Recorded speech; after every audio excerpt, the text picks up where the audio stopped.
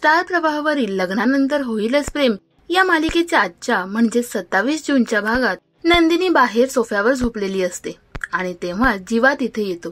त्याला नंदिनीची खूप काळजी वाटत असते. जीवा नंदिनीच्या अंगावरची चादर नीट करत असतो तेव्हा तिच्या ओढणीचा धागा जीवाच्या घड्याळात अडकतो आणि त्याला नंदिनीने सांगितलेली तिची इच्छा आठवते. त्यानंतर जीवा तिथून निघून जातो.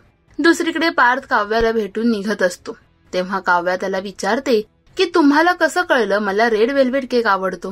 तेव्हा पार्थ तिला बोलतो की मला माहित नव्हतं, मी असंच घेऊन आलो.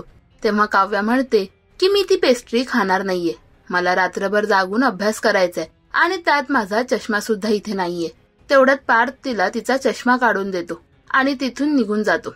नंतर काव्या अभ्यास करत असते तेव्हा तिला अनिशाचं बोलणं आठवतं आणि ती पार्थने आणलेली पेस्ट्री खाते. दुसरीकडे पार्थ घरी बसून त्याने रेकॉर्ड केलेलं काव्याचं आणि त्याचं बोलणं ऐकत असतो.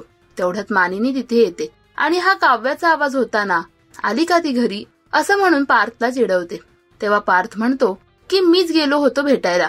नंतर दोघांची मस्करी सुरू होते. तेवढ्यात नंदिनी आणि जीवा तिथे येतात. तेव्हा नंदिनी तिची पाठ दुखते असं म्हणते. तेव्हा पार्थ तिला म्हणतो की आधी माझी सुद्धा पाठ दुखायची जेव्हा मी सोफ्यावर झोपायचो, पण तुम्ही तर सोफ्यावर झोपत नाहीये ना.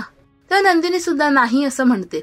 तितक्यात काव्याचा पार्थला कॉल येतो आणि काव्या म्हणते की माझं एक पुस्तक अनिशा तिथे येईल तिच्याकडे द्या.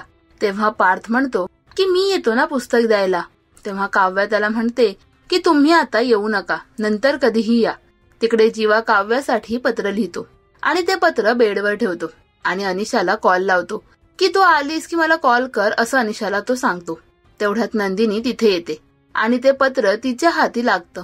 त्यावर नाव नसल्यामुळे हे पत्र आपल्यासाठीच आहे असं वाटून नंदिनीला रडू येतं आणि आता मी त्याला डिवोर्स द्यायला हवा असं स्वतःशीच नंदिनी म्हणते.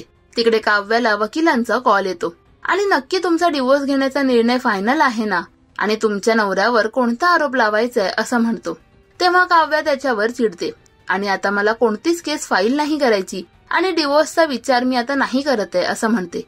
मालिकेच्या आगामी भागात गुरुजी घरी येतात आणि नंदिनीला म्हणतात यावेळी जे ठरवलंयस ते करून मोकळी हो आणि त्यालाही मोकळं कर.